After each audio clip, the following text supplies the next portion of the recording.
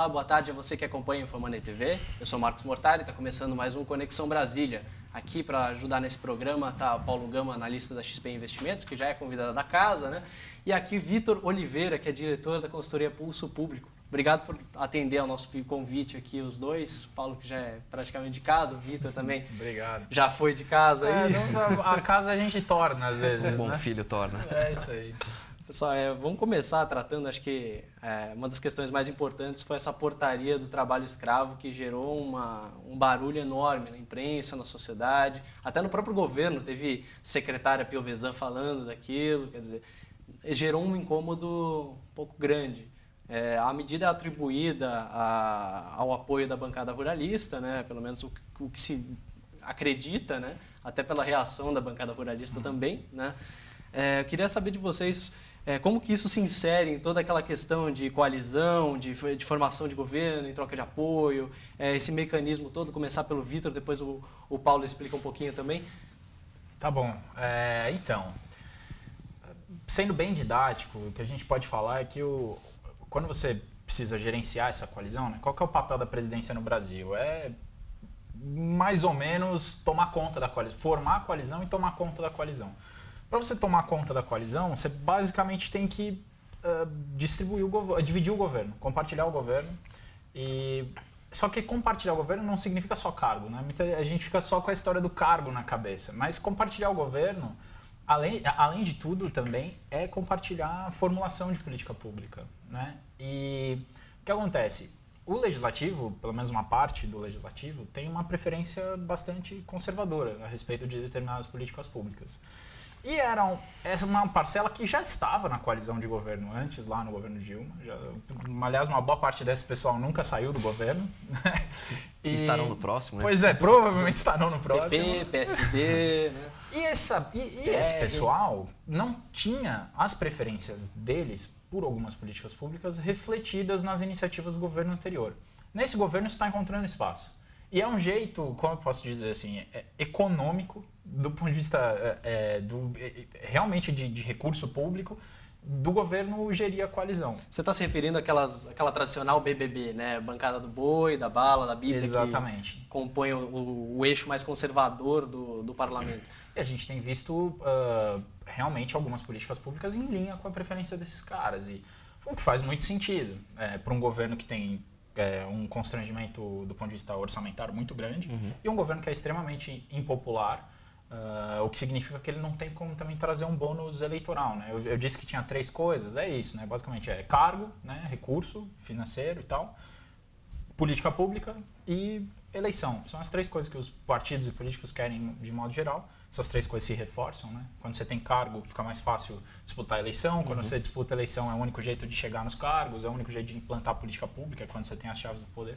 Então, acho que é mais ou menos por aí. Está sendo um jeito do governo Temer tocar essa coalizão. Ô, Paulo, mas até onde vai isso aí? Quer dizer, a gente está falando de trabalho escravo, a gente está falando de questões muito sensíveis. Agradou também a bancada ruralista? Você percebeu essa reação? Como que está isso tudo? O que dá para perceber, acho que o que o Vitor falou vai perfeito, mas o governo está num momento de muita fragilidade, né? E você tem, enfim, o governo costuma trabalhar com esses mecanismos, com essas ferramentas no dia a dia. Agora o governo está às vésperas de uma votação que define o futuro da cabeça dele. Então é um momento de mais fragilidade, um momento em que ele cede no que precisa ceder, porque o que está em jogo não é, enfim, uma votação, uma política pública formulada por ele. É a continuidade do governo, é a cabeça do Temer, é a cabeça dos outros 2 ministros dele. Então, nesse momento, ele se permite não exagerar necessariamente, mas passar um pouco da linha do que ele se permitiria em algum outro momento, porque, enfim, é o bem mais precioso dele que está em jogo, que é o próprio poder. Então, ele, enfim, passa um pouquinho da linha em alguns pontos. A gente viu ele cedendo no Refis, por exemplo, que até a arrecadação que veio depois era superior à que a Fazenda esperava com o texto que foi aprovado. Mas na hora lá da votação, a Fazenda preferia ter deixado derrubar. Ele, enfim, não teve força para barrar isso, para se impor nesse momento. O Fundo Rural é outra dessas medidas que agrada a bancada ruralista que está sendo tocada e provavelmente o governo também não vai ter força para barrar da maneira ou para, pelo menos, modular a política da maneira como a Fazenda e como os cofres precisariam, e essa portaria vai um pouco nessa linha. O governo não tem assim, força para bater de frente com essas forças do Congresso, principalmente quando o que está em jogo dessa vez é, enfim, de novo, o bem mais precioso dele, que é a própria cadeira. É um exercício hipotético, mas se você considerar que ele não fizesse essa concessão, ele correria algum risco mais elevado? Você acha, de fato, ele passaria a correr risco? Quais são os limites disso? Eu acho que uma política em si, não sei se você concorda, mas uma em si acho que não seria o fato, enfim, dele perder a cadeira por conta de uma única política. Mas acho que é essa somatória. A base dele é ampla, ele tem diversos setores, ele começou a dar força para esse setor mais conservador, como o Vitor disse, enfim, aí você não pode ir barrando todas as iniciativas. Talvez uma isolada não fosse suficiente, foi uma né? coisa que se impôs também pela própria dinâmica desse processo das denúncias e tal, que a gente viu o PSB, a gente viu o PSDB, a gente viu o Democratas, de uma certa forma, também tendo rusgas com o governo. Então, parceiros do PPS, parceiros que compunham esse núcleo mais liberal do governo, né, daquela coalizão que levou o Temer ao poder, que derrubou, enfim, promoveu o impeachment e chegou junto com o Temer no poder, esse núcleo mais liberal foi paulatinamente se afastando de Temer, né? Então, por motivos diversos, né? O PSD rachado internamente, o Democratas brigado com o presidente porque quer crescer e roubaram toda aquela parte de toda aquela questão ali de quem os espólios do PSB vão ficar com quem e tal. E o PSDB totalmente fraturado, a gente vê esse núcleo mais liberal cada vez mais distante. Você precisava buscar apoio em algum canto aí na Precisa de 170 votos, né? Ou votos ou ausências, né? Assim, não necessariamente. Ele precisa de 170 pessoas que não o consideram intolerável, né? E como é que se faz isso? Com essas ferramentas que existem de gestão da coalizão. Que não estejam dispostas a pegar a faca para cortar o pescoço. Pois é, e tem faca. Tem muita faca.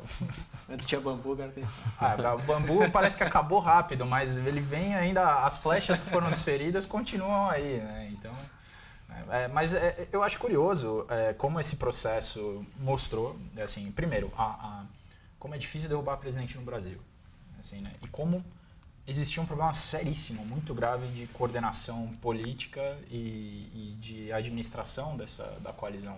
A gente está cada vez mais, acho que mudando o debate na ciência política, aquele debate lá no começo da década de 90, logo depois da Constituição, que era muito focado de o Brasil é ingovernável, é impossível tomar, né, medidas, aí vem plano real, aí vem a lei de responsabilidade fiscal, vem uma série de reformas que mostram, não, dá para fazer. Né? E depois, mesmo com o governo de esquerda, ainda dá para fazer. Aí tem um desmonte desse processo e a gente tem um momento agora que é um momento de falta de coordenação política reduzida, né, partidária. E o que é mais curioso é que, mesmo nesse processo, o governo continua tomando decisões. A gente viu num cenário de impopularidade gigantesca do governo, a aprovação de uma reforma trabalhista, né? A aprovação de algumas medidas como o teto, apesar que a época era uma situação outra, né? O teto para gastos e tal.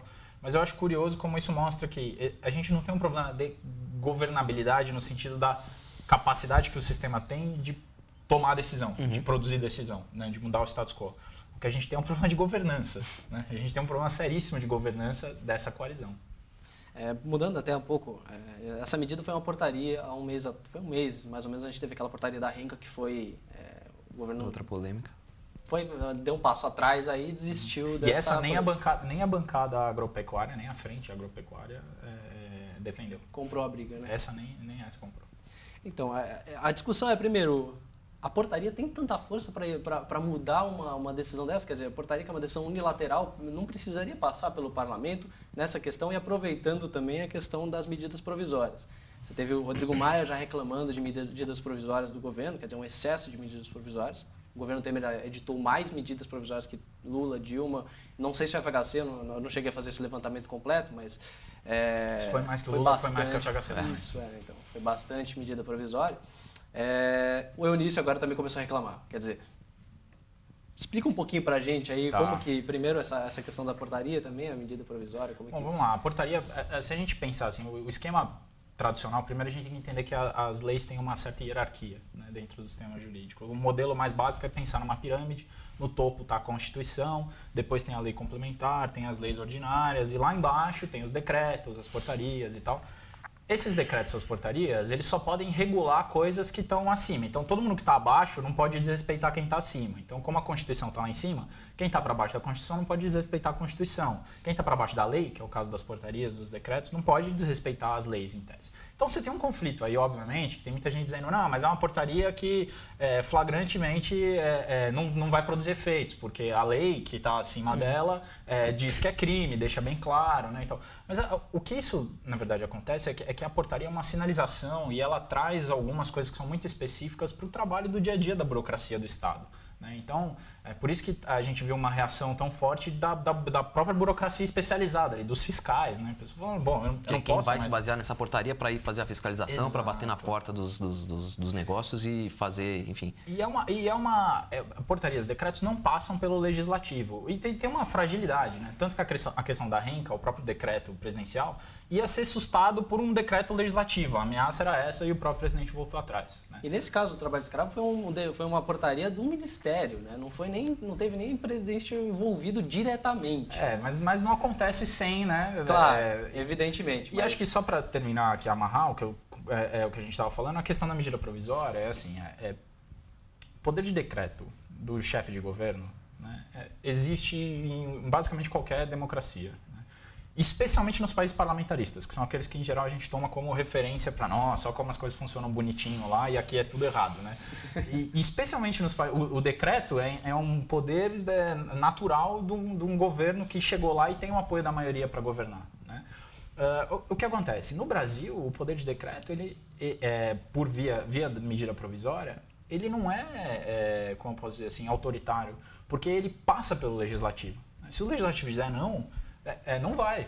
Né? Então, o que acontece? A medida provisória é o principal instrumento que o presidente dispõe para influenciar no processo legislativo.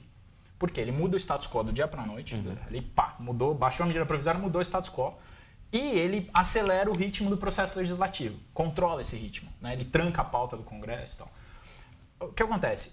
A medida provisória, se a gente olhar o histórico, ela é mais utilizada quando a coalizão está mais coordenada.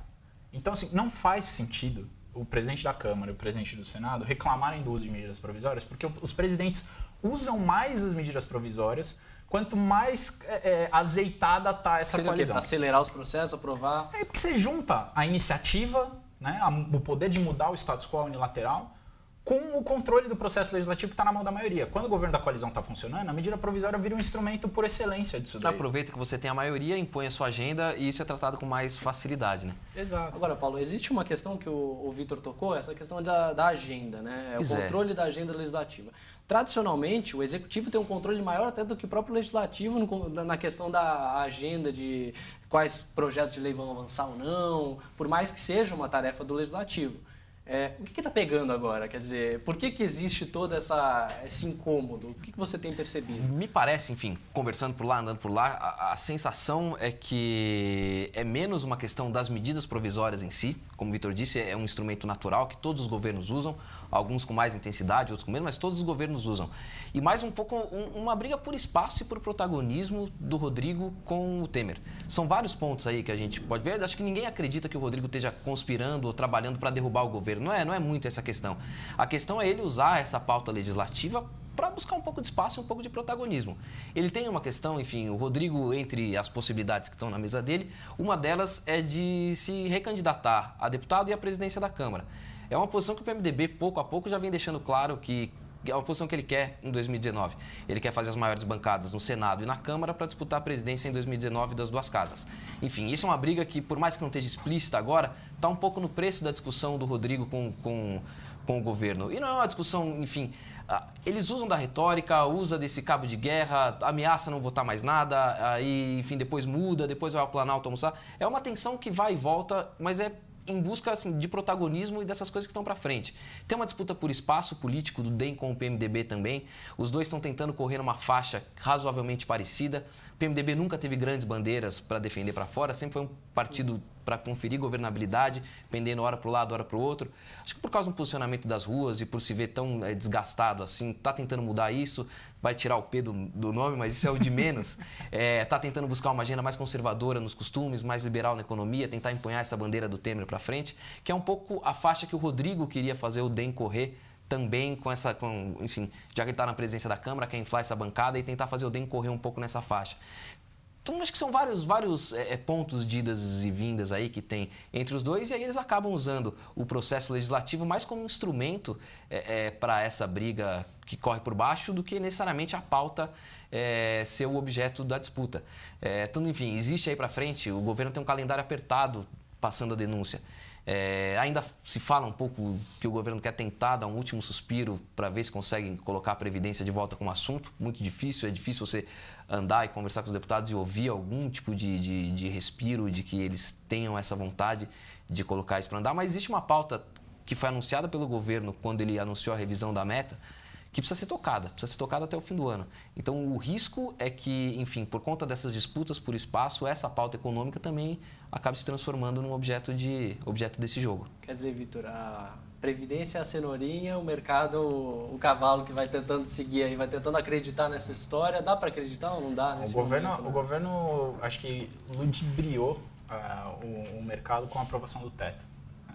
Assim, foi uma medida que, primeiro, é facílimo de revisar a Constituição no Brasil. Assim, você muda a norma constitucional assim, rapidinho. Foi um jeito de, na verdade, acalmar os ânimos e dar uma sinalização. Só que demonstrar que ele tinha força para aprovar a medida demonstrar constitucional. Demonstrar que tinha força e tal. Mas o problema mesmo era a Previdência, né? O teto em si é um bom sinal. A gente brinca que é mais ou menos o sujeito que precisa fazer um regime e coloca um cinto bem apertado. Isso. Você não vai perder barriga porque você colocou o cinto, mas está sinalizando que dali você não pode passar. Se você não, enfim, fizer um regime de verdade e perder gordura, o cinto vale de pouquíssima coisa. Enfim, então, existe uma situação fiscal grave. Se não for feita alguma reforma agora em 18, vai precisar ser feita em 19, sob o risco do cinto estourar. E aí, enfim, quem tiver... Ou de você comprar um cinto maior, né? Que esse é o ponto, verdade. né? Você vai e muda a PEC, né? E até o que agora... não muda é a situação do Exato, rombo. é a situação fiscal. A situação fiscal, essa continua. E até o que tudo indica, quer dizer, o que foi cortado aí foi água, né? Alimento continua, quer dizer, o investimento foi cortado. Mas o grosso aí, quer dizer, a alimentação, a pizza, a lasanha aí, que é o que se faz pesado, no Brasil, né? Em tese, é sempre o que dá para cortar, né? A única receita que dá para cortar é investimento, né? Então você corta o investimento e tenta contingenciar recursos e tal. Né? Mas o que eu acho que vai acontecer daqui para frente, agora já tem acontecido esse processo muito claro de 2018 cada vez mais, né? Contaminando né? As relações, a gente vê o governo não vai deixar de ser o principal legislador. O governo, quando a gente diz, aliás, isso é uma coisa que eu acho que é importante pontuar. Assim, o governo no Brasil é a coalizão, né? Não é o presidente, não é o Rodrigo Maia, não é a Câmara só. É quando junta todas essas coisas, né? Junta esses poderes legislativos da presidência, junta o controle do processo legislativo, né? Que a maioria tem, que a presidência da Câmara, do Senado tem, né? Com a palavra final, que é, em geral, do presidente, com a sanção ou veto, né? Então, assim, quando a gente amarra essas coisas, você tem o governo no Brasil. A questão fundamental agora é que você tem um governo que é formado por elementos que estão preocupados com a eleição de 2018, estão preocupados com a sinalização que uma agenda econômica altamente impopular traria para a sua chance de reeleição, num cenário de dificuldade do ponto de vista judicial para muitos dos parlamentares, né? Ou seja, conseguir o mandato é prioridade número 0, né? E nesse cenário a gente vê uma tentativa, pelo menos do Rodrigo Maia, acho que tem a questão também de tentar mostrar que a agenda econômica de se aproximar do mercado nesse sentido, né? Não, a agenda econômica é minha, é nossa. Acho que o que aconteceu com essa medida provisória do Banco Central e da CVM com relação aos acordos de leniência, acho que foi mostra disso. Ele matou no peito e falou, o governo Temer está preocupado em se salvar, nós democratas gostamos de política pró-mercado e vamos tocar essa agenda. A minha pauta é salvar o país, não é salvar o pescoço do Temer. O que é ótimo do ponto de vista eleitoral, mas não vai resolver a situação da Previdência, não vai resolver, porque é muita gente que você precisa mobilizar para fazer uma reforma desse tipo. Dá, não é que não dá. Quando a gente diz que é fácil mudar a Constituição, é fácil quando você junta todas essas ferramentas. Quando você tem esse conjunto forte, né? Quando o governo está forte, você não é... Que era o que a gente tinha em 2016, na época do teto, e que talvez pudesse ter sido utilizado para algo mais substantivo e menos. A gente não, né? Mas o mercado de uma certa forma ficou satisfeito com a fumaça, né? E comprou que aquela fumaça era o subterrâneo do governo Temer, né? E conforme foi se aproximando de 2018, e obviamente teve algumas cascas de banana no meio do caminho, que talvez não tivessem, né? A gente estivesse falando aqui de uma reforma da Previdência, ainda assim não seria aquela, seria uma reforma, né, possível. Mas acho que ficou muito claro assim, que o governo Temer vendeu uma imagem que ele não conseguiu entregar. Ô Paulo, tem uma questão ainda também, a gente fala de... Quer dizer, a economia está dando, de vez em quando, um sinal aí de melhora, ainda está um pouco instável essa sinalização, mas existe, cai lá, um indicador que mostra alguma retomada, pelo menos. Principalmente o setor do agronegócio mesmo que a gente estava falando. Aí fica difícil, né? A pressão cresce também, né? A pressão política, quer dizer, vocês dependem da gente aí para fazer a economia voltar também, né? Quer dizer, o agronegócio está puxando bastante a pauta econômica. Então, como que vai funcionar essa dinâmica toda? Tanto do ponto de vista PT, PMDB e DEM, de uma certa forma, aí, essa corrida, quer dizer, os dois partidos têm internamente grupos aí, no DEM tem grupos bastante ligados à pauta religiosa, no PMDB tem grupos ruralistas fortes também, quer dizer, e ambos os partidos também têm aquela ala mais liberal economicamente falando, né, que está tentando buscar essa imagem, somos o partido da reforma. Quer dizer, são partidos que estão buscando exatamente o mesmo espaço. Como é que vai funcionar isso aí? Sim, o PMDB tem uma situação curiosa. Enfim, o PMDB funciona quase como franquias. Você tem grupos, né, espalhados nos estados. Uma das forças do PMDB é ter deixado cada estado ter a sua autonomia e ter tocado sua agenda própria, tanto no campo econômico quanto político. Você tem o Eunício hoje acenando em direção ao Lula, uma coisa que você jamais vai ver no Rio Grande do Sul acontecer, por exemplo. Então, esses partidos em si não têm uma grande unidade. Acho que um pouco essa é a briga do Jucá, quando ele diz que ele quer refundar o partido, é ver se ele consegue agregar tudo e defender uma bandeira meio que única para o PMDB, que eu acho uma coisa, um desafio e tanto aí para frente. Vai querer que seja dele, né? Provavelmente. Mas é difícil você conseguir congregar, enfim, grupos tão diversos dentro do próprio partido e depois pensando na coalizão do Temer, você conseguir agregar e definir uma agenda única para todo esse conjunto, não é uma tarefa simples, não. É uma agenda que você tem que ir numa média ali, né? Você vai ter um pouquinho de política. E eu acho que isso é uma coisa que talvez tenha faltado para o mercado fazer as contas. Assim, pensar. O PMDB, de uma certa forma, ele vem governando o Brasil desde a década de 80.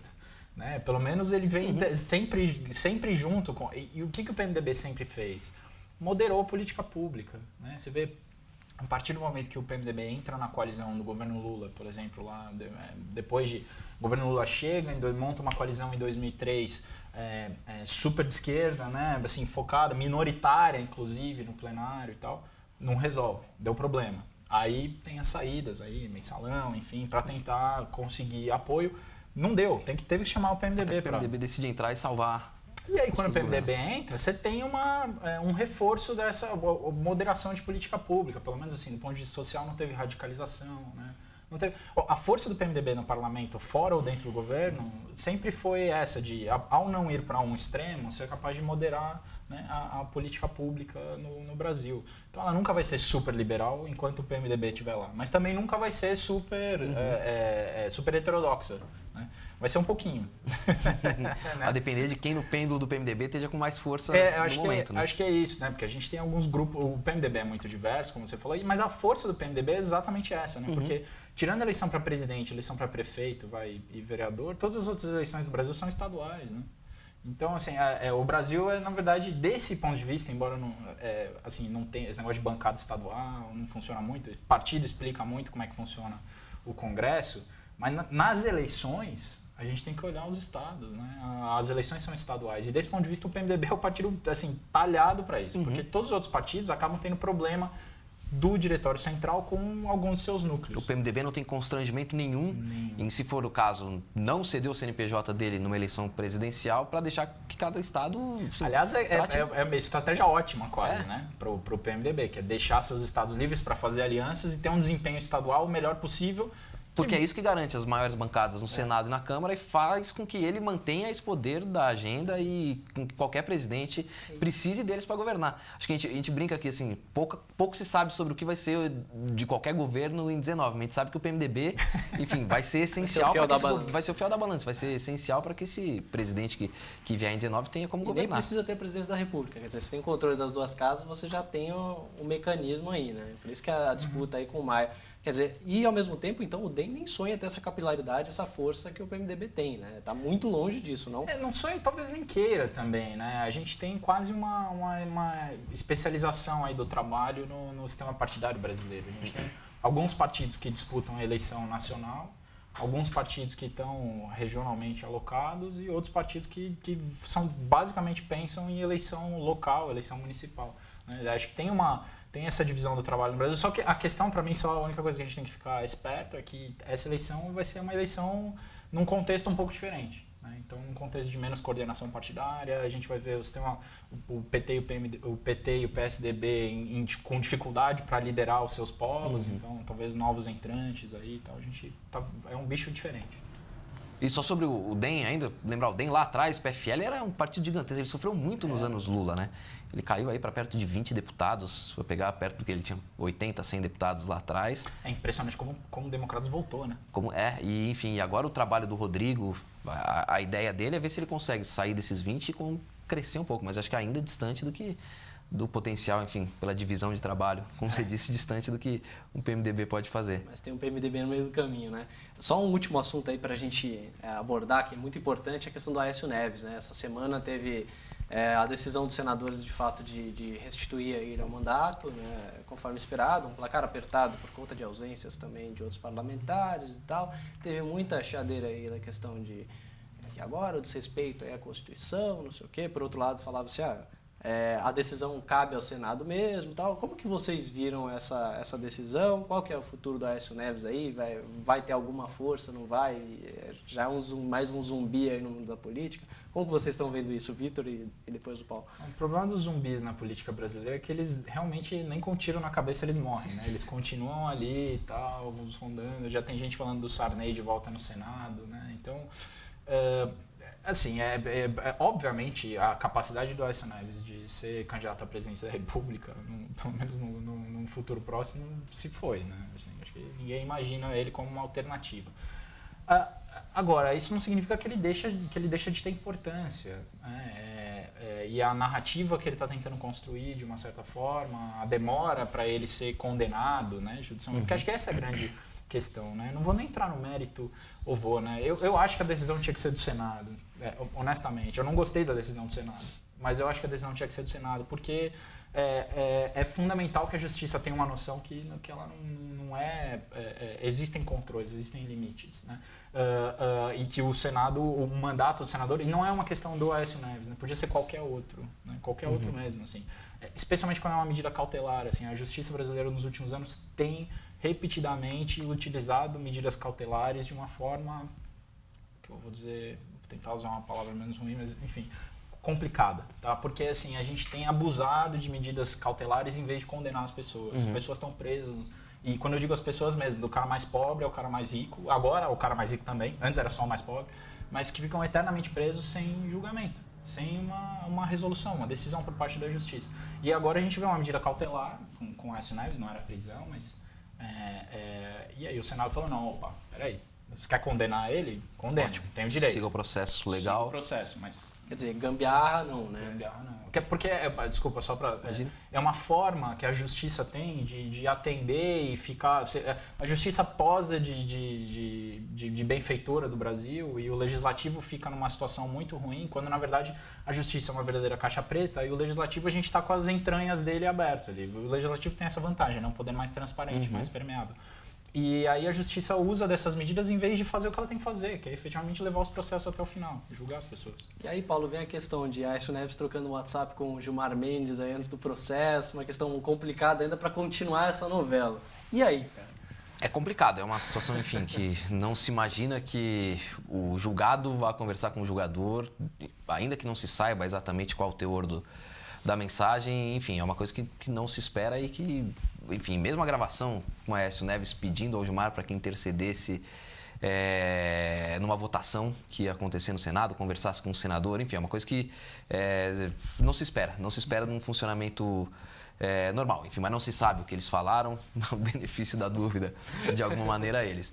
Mas o que se vê, enfim, o Aécio ainda brigando um pouquinho, concordo um pouco, ele é difícil o capital político dele para disputar uma eleição reduzidíssimo, mas internamente ele ainda tentando mexer uma pedrinha para cá, mexer uma pedrinha para lá. O fato dele não ter saído da presidência do PSDB até agora mostra como ele é forte. E mostra como ele ainda está tentando participar do jogo político. O mandato dele iria agora até dezembro, na presidência do partido. Ele já estava afastado, com o Tasso exercendo a presidência. Logo depois da decisão do Senado, Tasso dá aquela declaração que, enfim, vista por gente dele mesmo, de todos os lados do PSDB, acho que ele conseguiu uma unanimidade, que foi terem achado que ele exagerou um pouco no pedido e na exigência para o Aécio renunciar logo ao cargo, fez o Aécio bater o pé, dizer que não sairia, enfim. Mas existe ainda uma briga política, o Aécio é político desde cedo, é de família de político, acho difícil que ele desapegue completamente do jogo político. Perdeu força, tem um processo... Mais que o Supremo ajude, né, como disse. Exato. Tem um processo no Conselho de Ética para responder, vai ter que se dedicar à defesa, como eles gostam de falar, estou deixando isso para dedicar à minha defesa, mas difícil que ele desapegue completamente do jogo político, principalmente interno no PSDB. Mas interessante que você colocou a questão do Tasso. Ele ganhou bastante força com essa vitória aí de recolocar o Aécio, né? Ele articulou bastante isso, esteve para lá e para cá na sessão, você vê ele usando o telefone, falando com o Eunício, voltava, quer dizer, ele se esforçou, quer dizer, teve um empenho dele aí também decisivo para essa recondução do Aécio. Né? Teve, acho que ele imaginava como retribuição a isso que o Aécio imediatamente abrisse mão da presidência em caráter definitivo e até, de alguma maneira, por que não, trabalhasse pela manutenção dele na presidência do PSDB, o que não aconteceu e aí provocou, enfim, por esses fatores, uma reação um pouco mais alta do que se imaginava do Tasso, exigindo a renúncia do Aécio logo nos dias que vieram. Enfim, mas acho que ele tinha essa expectativa, ajuda o Aécio a retomar o mandato, ajudamos todos aqui, em troca disso a gente pode exercer a presidência sem essa sombra do Aécio, que ele não conseguiu fazer nesse período de afastamento do Aécio da presidência. Vitor, uma última questão aí, eleições, PSDB completamente dividido, como que vai ser esse partido? O que a gente pode esperar?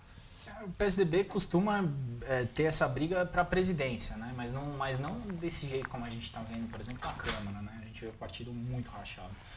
Acho que a tendência é realmente o PSDB caminhar, né, ou para uma recomposição de forças, enquanto a gente não tiver um cenário claro. E talvez agora a mudança na presidência do PSDB aponte um caminho para o partido.